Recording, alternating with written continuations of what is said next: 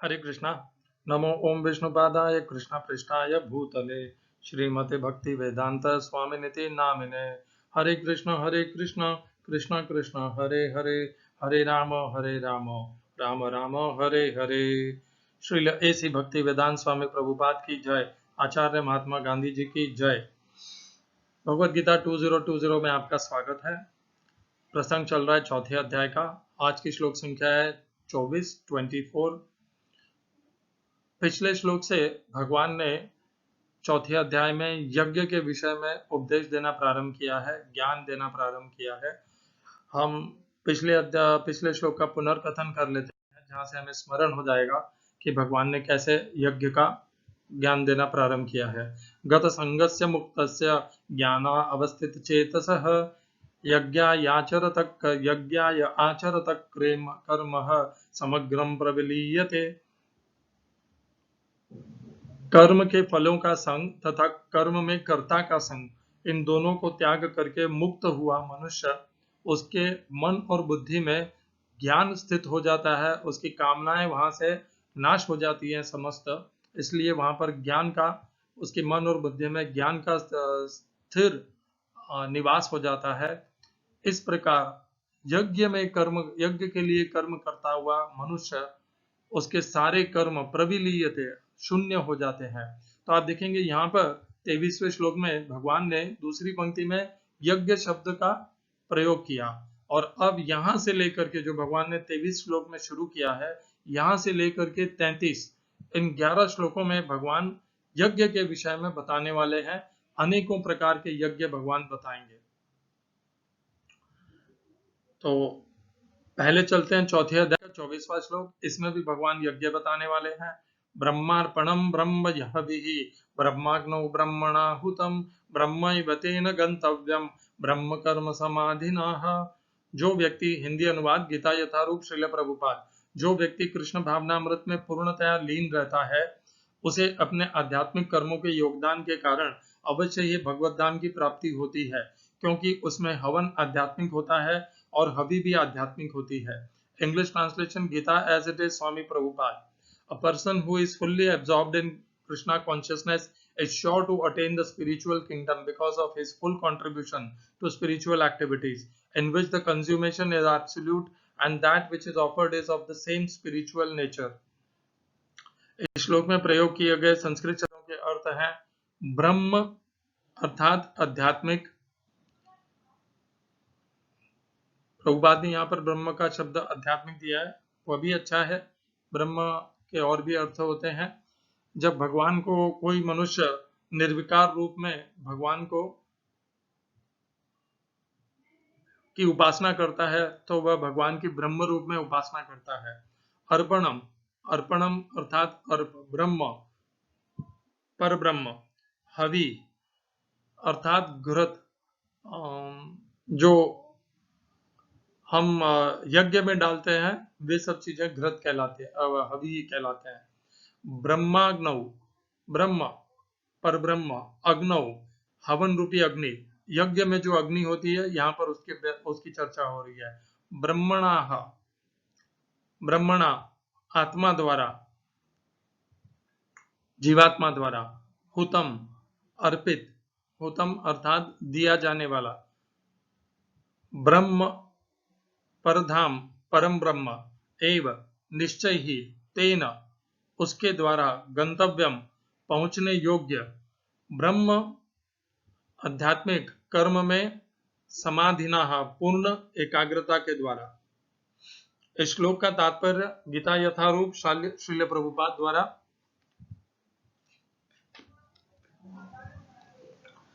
यहाँ इसका वर्णन किया गया है कि किस प्रकार कृष्ण भावना भावित कर्म करते हुए अंततो गत्वा आध्यात्मिक लक्ष्य प्राप्त होता है।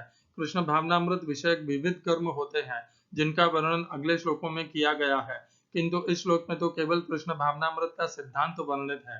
भौतिक कलमश से ग्रस्त बद्ध जीव को भौतिक वातावरण में ही कार्य करना पड़ता है, किंतु फिर भी उसे ऐसे वातावरण से निकलना ही होगा। जिस विधि से वह ऐसे वातावरण से बाहर निकल सकता है, वह कृष्ण भावनामृत है। उदाहरण के लिए, यदि कोई रोगी दूध की बनी वस्तुओं के अधिक खाने से पेट की गड़बड़ी से ग्रस्त हो जाता है तो उसे दही दिया जाता है, और जो दूध से ही बनी अन्य वस्तु है। भौतिकता में ग्रस्त बद्धजीव का उपचार कृष्ण भावनामृत के द्वारा ही किया जा सकता है, जो यहाँ गीता में दिया हुआ है।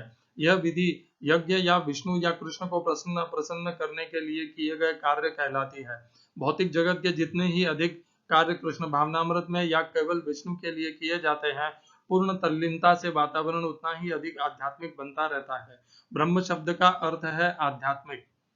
भगवान आध्यात्मिक है और उनके दिव्य शरीर की किरणें ब्रह्म ज्योति कहलाती हैं। यही उनका आध्यात्मिक तेज है। प्रत्येक वस्तु इसी ब्रह्म ज्योति में स्थित रहती है, किंतु जब यह ज्योति माया या इंद्रिय तृप्ति द्वारा आच्छादित हो जाती है तो यह भौतिक ज्योति कहलाती है। यह भौतिक आवरण कृष्ण भावनामृत द्वारा तुरंत हटाया जा सकता है। अतएव कृष्ण भावनामृत के लिए अर्पित हवि, ग्रहणकर्ता, हवन, घोता तथा फल, ये सब मिलकर ब्रह्म या परम सत्य है। माया द्वारा आच्छादित परम सत्य पदार्थ कहलाता है। जब यही पदार्थ परम सत्य के निमित्त प्रयुक्त होता है तो इसमें फिर से आध्यात्मिक गुण आ जाता है। कृष्ण भावनामृत मोह जनित चेतना को ब्रह्म या परमेश्वर उन्मुख करने की विधि है। जब मन कृष्ण भावनामृत में पूरी तरह निमग्न रहता है तो उसे समाधि कहते हैं। ऐसी दिव्य चेतना में संपन्न कोई भी कार्य यज्ञ कहलाता है। आध्यात्मिक चेतना की ऐसी स्थिति में योगदान करता, योगदान उपभोग, यज्ञ करता तथा अंतिम फल, यह सब परब्रह्म में एकाकार हो जाता है। यही कृष्ण भावनामृत की विधि है। ओम अज्ञानतिमिरन्धस्य ज्ञानाञ्जनशलाकया चक्षुरुन्मीलितं येन तस्मै श्रीगुरवे नमः। एकं शास्त्रं देवकीपुत्रगीतम् एको देवो देवकीपुत्र एव एको मन्त्रस्तस्य नामानि यानि कर्माप्येकं तस्य देवस्य सेवा। हरे कृष्णा। ब्रह्म अर्पणम, पर ब्रह्म को जो अर्पण किया जाता है उसे ब्रह्म अर्पणम कहते हैं। ब्रह्म हवि है जो ब्रह्मार्पणम अर्पण किया जाता है, वो भाव वहां पर पदार्थ का नहीं है। ब्रह्मार्पणम अर्थात ब्रह्म को भाव अर्पण करने की जो क्रिया है वो वहां पर ब्रह्मार्पणम में है। ब्रह्म हवि ही यहाँ पर वो पदार्थ है जो परब्रह्म को अर्पित किए जा रहे हैं। ब्रह्माग्नौ यहाँ पर यज्ञ की वो अग्नि है जिसको वो अर्पित किए जा रहे हैं। आप जानते हैं प्रत्येक यज्ञ में अग्नि होती है जिसमें आहुति दी जाती है। ब्रह्मणा हुतम, हुतम अर्पित करने वाला, जो यज्ञ करता है, जो यज्ञ का जिसे हम जो यज्ञ कर रहा है, यहाँ पर उसका वर्णन हो रहा है। तो पहली पंक्ति में 4 बातों का भगवान बताते हैं। चारों ब्रह्म है। कौन सा? पहले जो अर्पण किया जा रहा है वो क्रिया भी ब्रह्म है और जिसको किया जा रहा है वह भी ब्रह्म है। दूसरा, जो आहुति दी जा रही है वह भी ब्रह्म है। ब्रह्म है भी ब्रह्माग्नौ, जो अग्नि उस आहुति को स्वीकार कर रही है वह भी ब्रह्म है, और जो अर्पण कर रहा है अर्थात यज्ञ जो कर रहा है, करता है यज्ञ का, वह भी ब्रह्म है। यह चार इन 4 का उल्लेख पहली पंक्ति में हुआ है। और दूसरी पंक्ति में भगवान बोलते हैं ब्रह्मैव, ब्रह्म को ही प्राप्त होता है, तेन गंतव्यम, उनके द्वारा यह पहुंचने योग्य है। ब्रह्मैव, ये भगवान को ही प्राप्त होता है। ब्रह्म कर्म समाधिनाः, और समस्त जो कर्म होते हैं ये भी उसी पर ब्रह्म को प्राप्त होते हैं। तो 6 प्रकार के अर्पण और ब्रह्म के भाव इस श्लोक में भगवान ने बताए हैं। जो कर्मयोगी है वह, उसके लिए स्वयं का कुछ नहीं है, वह अपना समस्त सामर्थ्य, साधन और शक्ति, संपत्ति, इन सब का प्रयोग यज्ञ के लिए करता है। दूसरों के सहयोग, सेवा और सामर्थ्य, कल्याण के लिए करता है। इस प्रकार का यह जो भाव है कर्मयोगी का, इसी भाव का भगवान यज्ञ में बार बार इसी भाव को भगवान बताते हैं। इस श्लोक में भगवान जिस यज्ञ की चर्चा कर रहे हैं वह दिखने में तो अग्नि रूपी यज्ञ दिखता है। जब हम शब्दों से उसका समझने का प्रयास करते हैं तो वो हमें एक यज्ञ, अग्नि रूपी यज्ञ दिखता है, जिसको हम साधारण भाषा में यज्ञ बोलते हैं, जिसमें एक यज्ञ वेदी होती है, यज्ञ की अग्नि होती है, आहुति होती है और यज्ञ को करने वाला एक मनुष्य होता है। इस प्रकार ये जो यज्ञ की विधि है या जिस यज्ञ को हम समझते हैं, वहां पर हमें लग रहा है यहाँ पर इस श्लोक में वैसा वर्णन हो रहा है, परंतु यहाँ पर उसके अलावा कुछ वर्णन हो रहा है। यह जो पूरा अध्याय है यह कर्मयोग के ऊपर है, और इसकी दूसरी पंक्ति जो है ब्रह्मैव तेन गंतव्यम, ब्रह्म को ही वह प्राप्त होता है। ब्रह्म कर्म समाधिना, जितने भी कर्म किए जाते हैं ब्रह्म कर्म समाधिना, वे ब्रह्म में ही लीन हो जाते हैं, ब्रह्म में ही एक रूप हो जाते हैं, ब्रह्म में जाकर के शून्य हो जाते हैं। तो जब मनुष्य कर्म करता है तो वो कर्म किस भाव से करना चाहिए यहाँ पर वो बताया।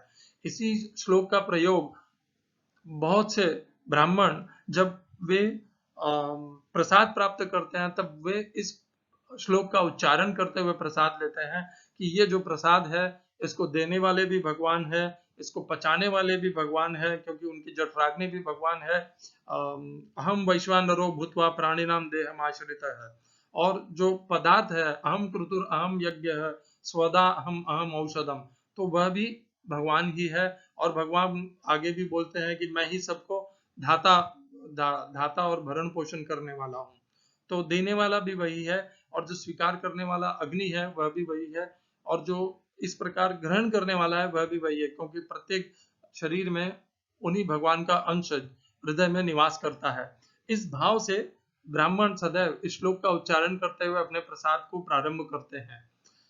केवल यह प्रसाद के लिए ही यह उपयुक्त नहीं है, जब भी आप कोई यज्ञ करें, जब भी आप कोई कर्म करें, तब भी आप इस श्लोक का उच्चारण कीजिए, तो आपके भाव शुद्ध होंगे। किस प्रकार से?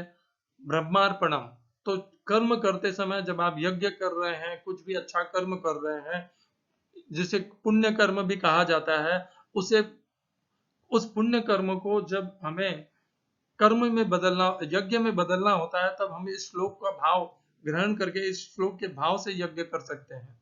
ब्रह्मार्पणम, अच्छा काम कर रहे हैं, किसी को दान दे रहे हैं, ब्रह्मार्पणम, मैं ब्रह्म को दान दे रहा हूँ। किसी व्यक्ति विशेष या संस्था के बारे में विचार मत कीजिए, अभी तो आप दे रहे होंगे किसी संस्था या किसी विशेष व्यक्ति को या किसी प्रभु जी को, भक्त को, महाराज को, जिसकी आपके प्रति आपकी निष्ठा उनके प्रति बहुत है, इसीलिए आप उन्हें दे रहे हैं। परंतु आप यही विचार कीजिए, ब्रह्मार्पणम, मैं ब्रह्म को दे रहा हूँ, पर ब्रह्म को दे रहा हूँ। ब्रह्म है भी ये, जो मैं दे रहा हूँ वह भी संपत्ति, वह भी पर ब्रह्म ही है, क्योंकि संपत्ति, सामर्थ्य, साधन, ये सब भगवान ही हमें प्रदान करते हैं। हमारी बुद्धि, ज्ञान, तेज, शक्ति, सब कुछ वही है। 10वें अध्याय में भगवान बोलते हैं, तो जो हवि ही, जो अर्पण की जा रही है साधन, सामर्थ्य, सामग्री, वह भी परब्रह्म ही है। ब्रह्माग्नौ, जो ग्रहण करने वाला है, जिस संस्था को, जिसको आप दे रहे हैं, वो ग्रहण करने वाला, उसके अंदर जो अग्नि है और जो वो संस्था है जो कार्य करती है, जो कर्म करती है, वह भी ब्रह्म ही है, क्योंकि जो कुछ भी हो रहा है इस संसार में भगवान की इच्छा से तथा भगवान के नियंत्रण से हो रहा है। ब्रह्मणा हुतम, और जो करने वाला मैं हूं, वे भी मैं करता नहीं हूं उसका, मैं तो एक निमित्त मात्र हूं, और मेरे द्वारा भगवान ही यह परब्रह्म ही मुझसे यह करवा रहे हैं। इस प्रकार के भाव से आप अपने पुण्य कर्मों को यज्ञ में परिवर्तित कर लीजिए। और क्या कहते हैं, ब्रह्मैव तेन गंतव्यम, ये चूंकि मैंने, जब मनुष्य इस प्रकार से अपने यज्ञ में परिवर्तित कर लेता है अपने कर्म को, अपनी आहुति को, तब उसके वे कर्म जो वो करता है, वे कर्म भगवान को प्राप्त हो जाते हैं। ब्रह्मैव तेन गंतव्यम, वे समस्त कर्म जो उसने किए हैं, जो यज्ञ किया है, वो समस्त भगवान को प्राप्त हो जाते हैं, परब्रह्म को प्राप्त हो जाते हैं। ब्रह्म कर्म समाधिनाः, वो कर्म भी शून्य होकर के भगवान को प्राप्त हो जाते हैं, भगवान उसके कर्म को स्वीकार कर लेते हैं। तो यह 6, इस प्रकार से जब हम जिस प्रकार से ब्राह्मण अपने प्रसाद ग्रहण करते हैं, उस प्रकार से जब हम कोई भी पुण्य कर्म करते समय इस श्लोक के भाव को ग्रहण करते हुए करेंगे, तो हमारा कल्याण होगा। हम उनके कर्म के बंधनों में नहीं बंधेंगे, और हमें यज्ञ करने का भाव हमें धीरे धीरे हमारे अंदर विकसित होता जाएगा। यदि हम इसको याद कर सकें कि हम जो कुछ भी कर रहे हैं, जो कुछ भी दान दे रहे हैं, वह भगवान को दे रहे हैं, जो कुछ साधन सामग्री है वह सब भगवान ही है, जिसको हम दे रहे हैं वह भी भगवान है, जो मनुष्य संस्था है वह भी भगवान है, जो क्रिया से जिससे हम दे रहे हैं वह भी भगवान की प्रेरणा है। और ब्रह्म अर्पणम और ब्रह्मणा हुतम, और जो देने वाला मैं हूँ वह मैं नहीं हूँ देने वाला, वह प्रेरणा भी भगवान के द्वारा दी गई है। इस प्रकार भाव से आप सदैव यज्ञ में आप पुण्य कर्म करें तो आपके कर्म और पुण्य कर्म दोनों ही यज्ञ में परिवर्तित हो जाएंगे। यहाँ से लेकर के भगवान अगले 10 श्लोक में अनेकों प्रकार के यज्ञ बताएंगे। ये जो यज्ञ, ये इस श्लोक में जो यज्ञ बताया गया है यह कर्मयोग से संबंधित रखता है। हम चाहें तो इसे अग्नि रूपी कर्म यज्ञ के रूप में जान सकते हैं, परंतु वास्तव में यह कर्मयोग से संबंधित है। इसी श्लोक को हम 9वें अध्याय के एक श्लोक से जोड़ करके इसका अध्ययन करेंगे। अहम क्रतुर अहम यज्ञ स्वदा हम अहम औषधम मंत्रो हम हमें वाज्यम अहम अग्निर अहम होतम। तो इस श्लोक में भगवान कहते हैं अहम क्रतु। क्रतु क्या होती है? जो हम उच्चारण करते हैं, जो हमारे समस्त अच्छे से तो क्रतु अर्थात जो वेद में जो वर्णित कर्मकांड है उन्हें क्रतु कहता है। अहम क्रतु, तो वेद में जो भी वर्णित कर्मकांड है उन्हें क्रतु कहा जाता है। अहम यज्ञ, भगवान कहते हैं मैं ही यज्ञ हूँ।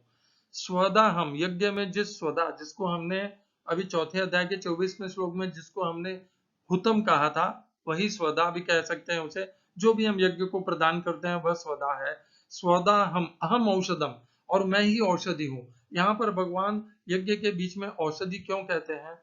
क्योंकि उसका जो भी यज्ञ कर रहा है उससे जो भी प्राप्त होने वाला है वह भी भगवान ही उसका फल देने वाले हैं। औषधि भगवान के द्वारा दी जाती है, मनुष्य के कल्याण के लिए दी जाती है। यहाँ पर वह औषधि है जो भगवान उसके समस्त कर्मों को जलाने की औषधि दे रहे हैं उसको। स्वदा हम अहम औषधम मंत्रो हम, उस यज्ञ को करने के लिए जो मंत्र है उनका उच्चारण है वह भी भगवान है। अहम वाज्यम, वाज्यम शब्द का अर्थ इस समय मुझे नहीं पता चल रहा है, पर ऐसा लग रहा है वो पितरों को जो समर्पित करते हैं उसे वाज्यम कहा जाता है। अहम अग्नि ही, अग्नि तो भगवान होते ही है। अहम हुतम, यही हुतम शब्द चौथे अध्याय के 24वें श्लोक में भी भगवान ने कहा ब्रह्मार्पणम ब्रह्म हविहि ब्रह्माग्नौ ब्रह्मणा हुतम, ब्रह्माग्नौ ब्रह्मणा हुतम, यही हुतम शब्द का भगवान ने यहाँ पर भी प्रयोग किया। और हुतम शब्द का अर्थ यही होता है आहुति, भेंट जो हम देते हैं। 9वें अध्याय के इस 16वें श्लोक को जब हम चौथे अध्याय के 24वें श्लोक से जोड़ते हैं तब हमें पता चलता है भगवान एक बार और गीता में इस प्रकार यज्ञ से अपने आप को जोड़ते हैं। भगवान कहते हैं कि यज्ञ में जो क्रियाएं होती हैं, जो कर्मकांड है, जिन वेद के अध्यायों में यह लिखा हुआ है या यज्ञ की विधियां लिखी हुई है, वो विधि भी मैं ही हूँ, वो यज्ञ भी मैं ही हूँ, उस यज्ञ में प्रयोग की जाने वाली स्वधा भी मैं ही हूँ, उस यज्ञ में जो औषधि उस यज्ञ से उत्पन्न होगी वह भी मैं ही हूँ, अर्थात उसका फल भी मैं ही हूँ। और उस यज्ञ को जो मंत्रों से उस यज्ञ को जो संपन्न किया जाता है वह मंत्र भी मैं ही हूँ। और उस अहम अहम वाज्यम, मुझे लगता है वाज्यम शब्द का अर्थ यह है कि अहम वाज्यम अहम अग्नि अहम होता। वाज्यम यहाँ पर मुझे लगता है कि घी अर्थात जो घृत होता है उसे यहाँ पर वाज्यम शब्द कहा गया है। पितरों से संबंधित नहीं है यह, मुझे क्षमा करिए, मुझे लग तो ऐसा प्रतीत हो रहा है। अहम अग्नि ही, अग्नि, उस यज्ञ में जो अग्नि है वह भी भगवान है। और हुतम, जो जो कुछ भी अर्पित हो रहा है उस यज्ञ में वह सब भगवान है। यही भगवान ने हमें चौथे अध्याय के 24वें श्लोक में कहा। इसमें कुछ और भगवान ने विस्तार से बताया, जैसे इसमें भगवान ने अपने आप को मंत्र भी अपने आप को बताया है। उस यज्ञ से जो उत्पन्न होने वाली औषधि है, फल है, वह भी भगवान ने अपने अपने बताया कि वह भी भगवान ही है। उस यज्ञ में प्रयोग होने वाली जो स्वदा है उसको भी भगवान ने कहा कि वह भी मैं ही हूँ। तो जब यज्ञ हम करते हैं तो यज्ञ के जितने भी साधन हैं, सामर्थ्य हैं, संपत्ति है, वह सब कुछ भगवान ही होते हैं। जिस परिस्थिति में हम यज्ञ करते हैं वह परिस्थिति और वह अग्नि भी भगवान ही होते हैं। जो कुछ भी हम उस यज्ञ को करने में प्रयोग में लेते हैं, भले हमारे शब्द हो, हमारे कर्म हो, हमारे मंत्र हो, वे सब भी भगवान होते हैं। और उस यज्ञ को करने का जो क्रियाएं हैं, उस यज्ञ के संबंधित जो भी विधि विधान है, जो धर्म क्या है अधर्म क्या है, वो सब कुछ भी भगवान ही है। और वह यज्ञ स्वयं, वो कर्म हमारा स्वयं भगवान ही है।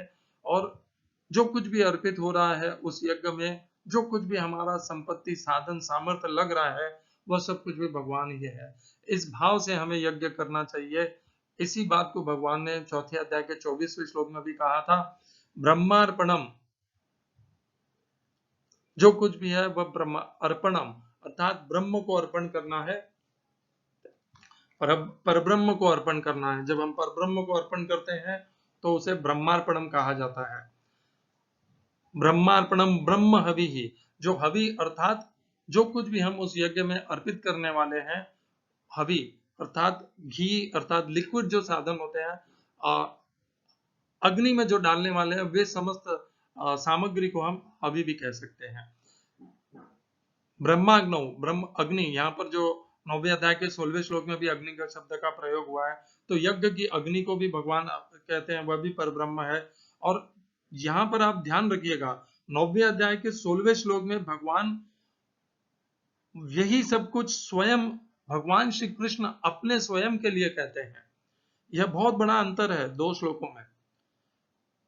9वें अध्याय के 16वें श्लोक में भगवान यह सब कुछ, भगवान श्री कृष्ण जब अहम शब्द का भगवान प्रयोग करते हैं, तो अहम शब्द भगवान स्वयं परब्रह्म ने भगवान श्री कृष्ण के लिए प्रयोग में लेते हैं, क्योंकि इस श्लोक का उच्चारण करने वाले, गान करने वाले स्वयं भगवान श्री कृष्ण है। तो अहम और कोई नहीं, भगवान श्री कृष्ण है।